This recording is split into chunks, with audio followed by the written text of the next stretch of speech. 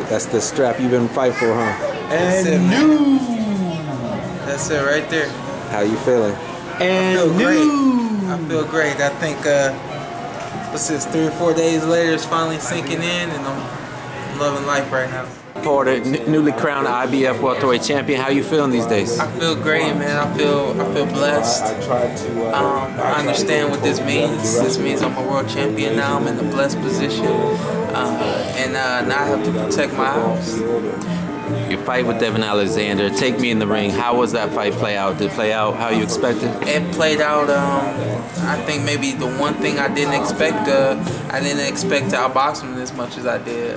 We wanted to come in and rough him up and make the fight hard for him and push him and all that kind of stuff.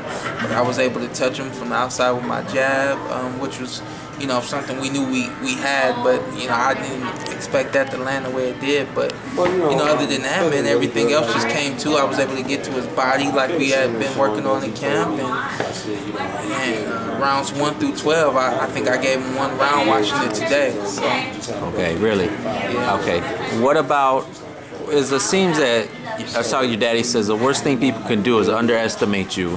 It seems like you got qualities that maybe people overlook. A lot of people didn't expect you to beat Alexander. What do you bring to the table that people don't recognize? It's just like you said, some people don't see it. Some people, they may forget it. When you prepare for me, you have to prepare for a lot of different things. And I think you saw a lot of that in the fight. You saw that I could be aggressive, but you also saw that I can move and box, and I can move my head, and I can make somebody miss, but I can also brawl and be strong and push and all that kind of stuff. You got to prepare for it all in the ring and hope that your fighter doesn't forget it when he gets in the ring. Does this seem almost surreal? You know, you started boxing since you were a kid. Now, the moment happened. I mean, you did what you set out to do. I knew I had won the fight. When the fight was over, when that final bell rung, I just kind of stood there in the middle of the ring. I knew I won the fight. I wouldn't say at that particular time it was a surreal moment, but after the fight, I don't know why, but I just didn't come to that I had won the belt and I was it. That was it, you know. But since then, today actually was really the day that it really sunk in, and I'm understanding and loving the fact that I am a world champion. Now, you came to Vegas, and you know, about a year ago, you've been having camps out here. Has moving to Vegas, does that play a role in helping you get ready? I think it does. When you come out here to Las Vegas, for me, all my family and friends are back home, so when I'm here, it's business all the time. It's nothing but training and then resting and recovering. And so when you take all that and you put that all together, when you have a camp, that's what you want in that camp. You want your fighter focused on nothing but fighting. You want to focus on nothing but recovering and learning and all that kind of stuff. So being here is very great for me.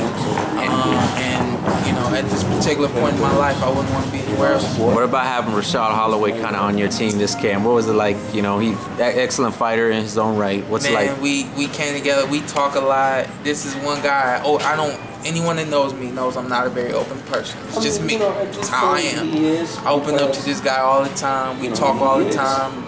Boxing, life, the whole nine.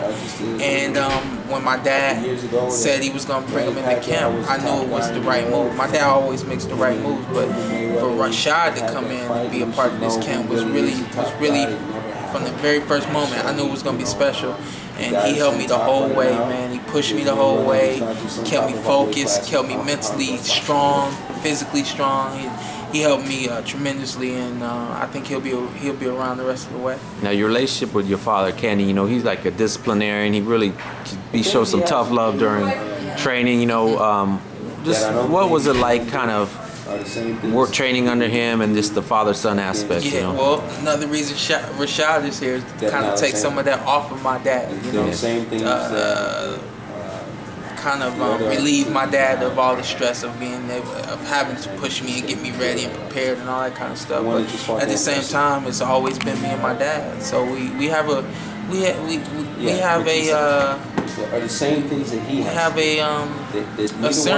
formula, and it works, you know, and I wouldn't have it any other way. Okay, now throughout your career, leading up to this point, what have been some of like the hardest things you've had to overcome? You know, just maybe biggest hurdles you've had to get through. Probably, as far as my career goes, my biggest hurdle was the year that I sat out from being able to fight, going through promotional agreement, lawsuit and all that kind of stuff. That was definitely the toughest. It was tough for me mentally. There were points where I thought I was gonna fight and the fights got canceled the whole night. Please don't take me back to that, man. I want to stay in this happy place right now. That was definitely the toughest part of my career. Did you ever have any doubts about yourself to where you wondered if this moment would come? Yeah, oh yeah, through that, yes, most definitely. There were points where I felt like it just wasn't worth it to sit around and wait, you know. But God kept me focused. God kept me strong. He kept my family together. He kept money in the bank somehow, and we made it through. How about there a while where your base was Los Angeles, your training camp out there?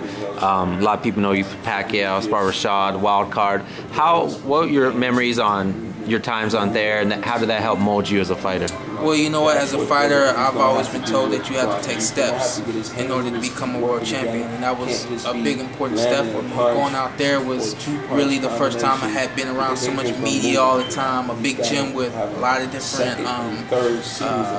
professionals from different countries and all that kind of stuff. So it really wasn't an eye-opener, but it was an experience that you just can't buy. And it was definitely an important stepping stone for me in my career. What are some of the most important, maybe not just fighters, training, boxing people, some of the most important relationships you've established over years, people you've gotten to know who've helped you? I mean, Chris, I consider you to be one of those people, you know. Coming into the Mayweather gym, I didn't really know what to expect. I bumped into you. I knew that media would be around a lot, but you turn the camera on, you say, hey, man, I'm going to follow you around, I'm going to help you out as much as I can. I appreciate you very much for that. And it's relationships like that are what we fighters need, you know. Let's keep it real. Boxing isn't like the NFL or the NBA where you're on TV all the time and people love you and all that kind of stuff. We literally have to fight to get what we want. I had to fight for this, you know. So, you know, it's relationships like having you that you can't buy. All right, appreciate it. And what are your thoughts moving forward? You're a champion. You want to hold on to this belt. You know, you don't want to. Yeah. What are your thoughts moving forward? I definitely want to hold on to this belt, man. I want to try to enjoy this experience as much as possible. And me, myself personally, I want to get back in the ring as soon as possible. I don't know what the next move is that we're going to make yet, but trust me, you'll be one of the first to know when we do know.